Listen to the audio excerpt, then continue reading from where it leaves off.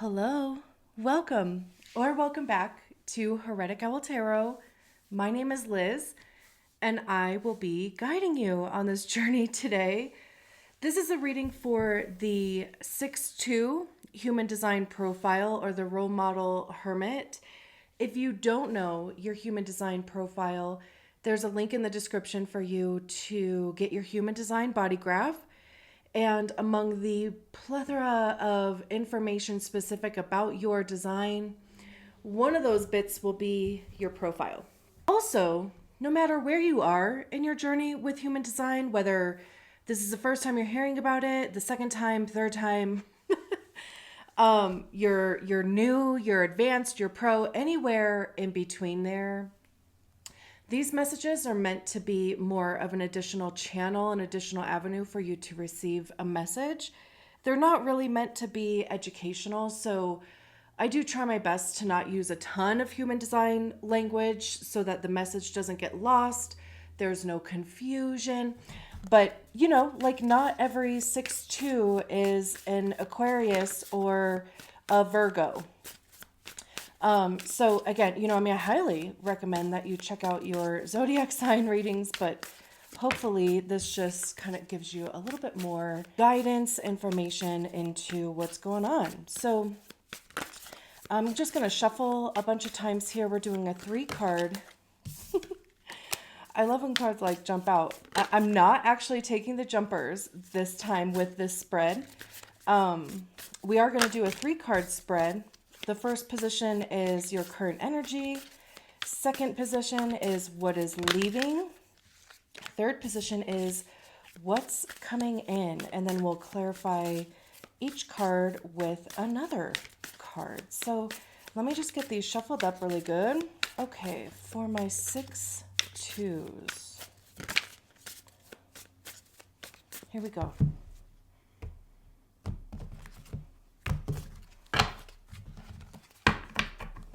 Current energy, the 9 of Swords. What's leaving? 6 of Materials. What's coming in? Queen of Inspiration. And then for clarifiers, we have the Chariot with the 9 of Swords. We have the Moon with the 6 of Pentacles. And then we have the 2 of Cups with the Queen of Inspiration, the Star card at the bottom of the deck. Only mentioning that because I was like, not every 6-2 is an Aquarius. And that's the Aquarius card. I mean, Aquarius could have, something to do with you, or Cancer.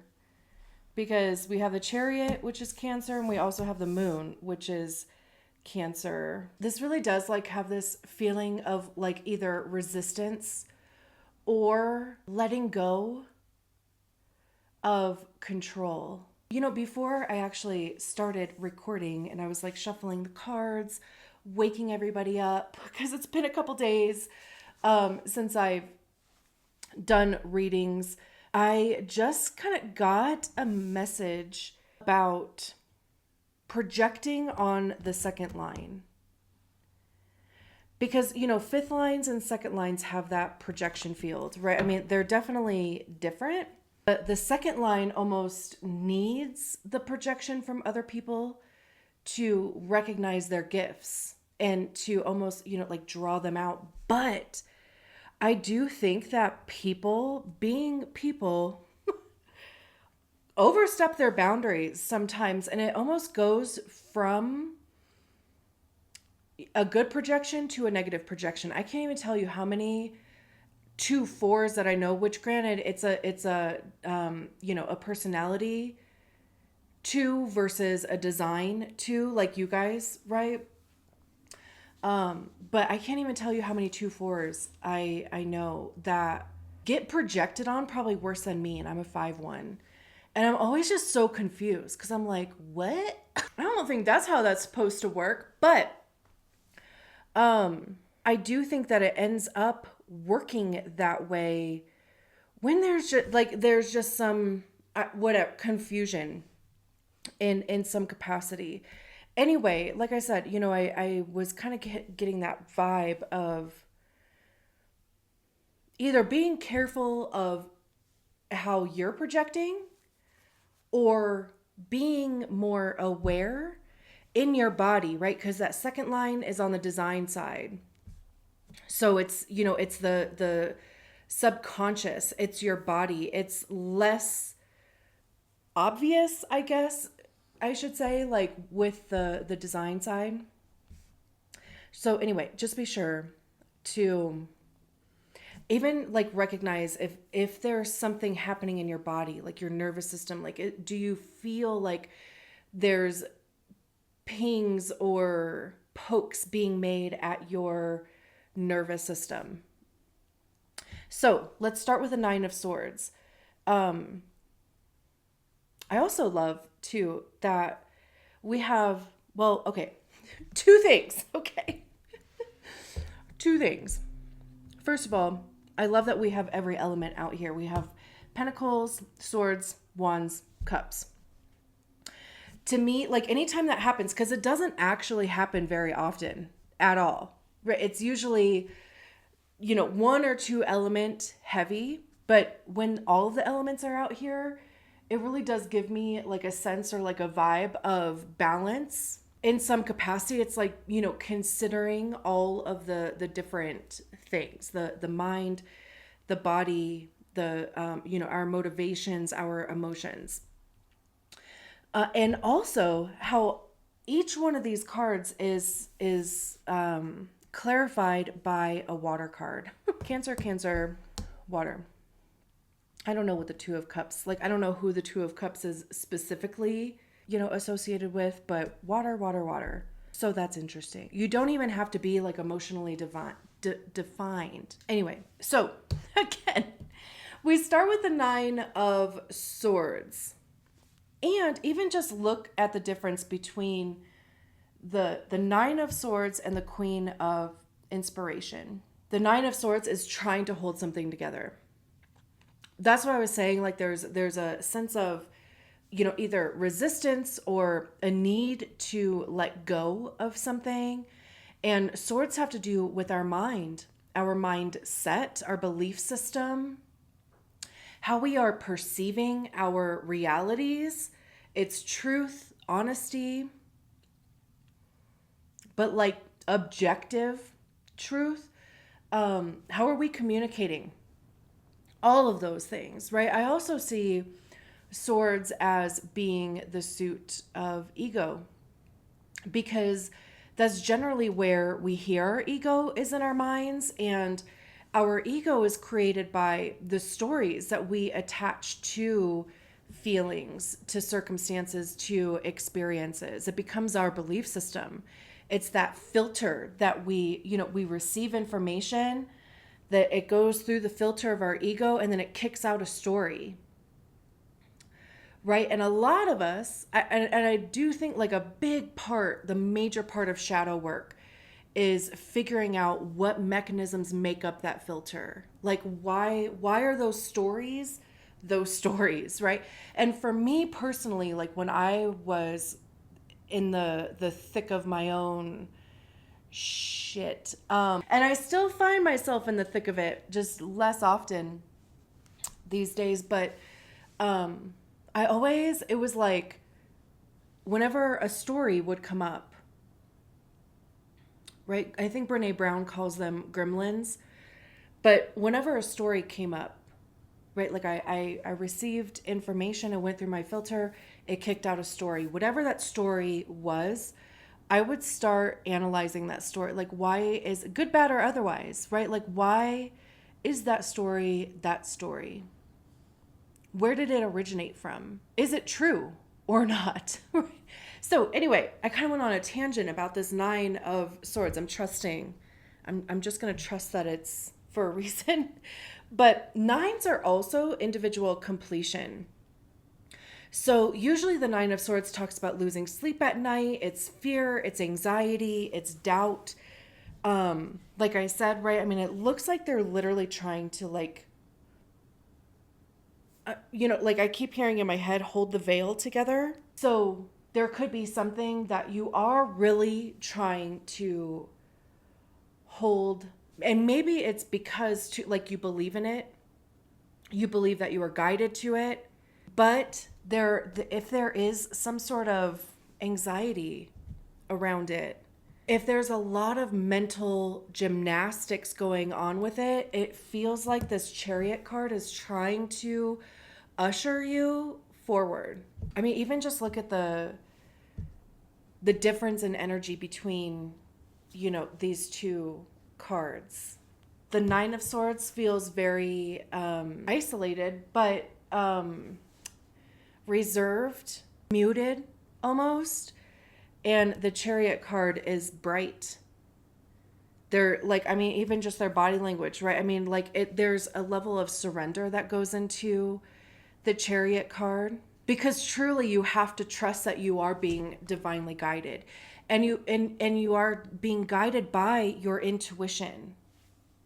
This is very like strategy and authority, because your strategy and authority is literally designed to, quote unquote, help you enter into the correct experiences for you, for as long as they are correct for you. It doesn't even necessarily, I don't know why this is coming to my head, but it doesn't even necessarily mean you have to finish it. But it's like you get in there, right? Like you go through your strategy and authority, and then, when something else shows up that I want to say respond to, but of course, I mean, that's a generator. That's only a generator. But, like a projector, like being invited, being recognized, for something else, go through your strategy and authority. It's like, this has actually come up a couple times, but Bashar, if you've heard of him, there was a video that was going around where a kid, and I think he was like, I don't know, maybe 12-ish or something. I'm like terrible with people's ages. But he asked Bashar either what the meaning of life is, or why are we here, or something like that. And Bashar was talking about how we are meant to follow what excites us with integrity, with no expectation of an outcome, and just continue to do that. That to me feels like the Chariot card. Also too, because I've been like obsessed with the Pirates of the Caribbean movies lately. I don't even know what that's about. But in the third movie, at World's End, right, when they go to bring Jack back, there's all those crabs that bring his boat to the water, right? So this is how it feels like to me, the Chariot, because it feels like this person would be the ship and these horses are the crabs. It's like, and Jack wasn't even on the ship when it started moving, but then he, like he had to run to catch up to it, right? And like trust that wherever it was going, he was going to be there. That's a Chariot card. So again, you could just be in a period, in a phase where it's hard to trust, but like it really does feel like you are being told to let go, and you're like, I can't, for whatever reason, right? You're like, I have to hold this together because I believe in it, because I feel guided to it, or whatever. But with a Chariot card, it's like, we're not taking it away from you. We want to expand it. We want to, now it's time for the next step. It's time to allow us to take you now to the water, like in Pirates of the Caribbean, like I was just talking about. He didn't even believe too, like, right? So they first of all, okay, I'm just going to roll with this. First of all, that whole story with the crabs, right? The whole crew gets, they find the island or whatever. And it's like literally the ship is brought to them. They like, right? Which we'll get to with the Two of Cups, but like there was literally nothing they had to do except for keep following the breadcrumbs, because that's literally all they did. And they figured things out along the way. They followed the signals, they followed, the little signs or whatever. And then boom, they found each other. Now what? Right? Okay, so we're going to get to that because I do believe that's what's happening here at the end. But what is leaving is the Six of Pentacles and the Moon card. This to me feels like if there's a concern with like where the funding is going to come from, where the support is going to come from, or, you know, like where the audience is going to come from. With the Moon card, it's like, that is none of your business. Anytime the Moon card comes up, I always get the feeling of like where, whatever position it's in, it's none of your business. Like in the sense of, that's not the point. Like, it's like you're focusing on the wrong thing for probably the right reasons, right? I mean, Pentacles have to do with our money, how we get it, how we save it, how we spend it. It's our time, our physical energy, right? Like, where are we investing our time? Where are we spending our energy? It's our physical presence, our health, our physical body. It's literally anything that you can touch, anything that you place worth and value on. And with the Moon card, the moon is the unseen. It can be uncertainty. Also, there's kind of some secrets wrapped up in there. But again, like secrets in the sense of all has yet to be revealed. Like you don't necessarily have all of the information yet. And also you don't need it. I think that's too like where the trust and the surrender comes into play, because for me personally, I have a hard time trusting if I don't have enough information, or if I don't know, you know, like how am I going to make a living off of this? Or how am I, you know, what is going to be the giving and taking here? Because the Six of Pentacles is very much getting what you are giving. There's a cyclical energy with the Six of Pentacles. Whatever you are putting out, you are also getting back. I mean, it could even just be too, since this is in the position of what is leaving, you are going to start seeing the fruits of your labor. Like whatever energy you have been putting out there, you are going to start seeing it return to you. And maybe in a way that you didn't intuit, or that you didn't, or maybe even that you won't even realize. So that's even the Bashar example I was giving before, having no expectations of an outcome. Like truly, if we get kind of narrow-sighted, short-sighted, whatever, where, you know, like we only will accept success or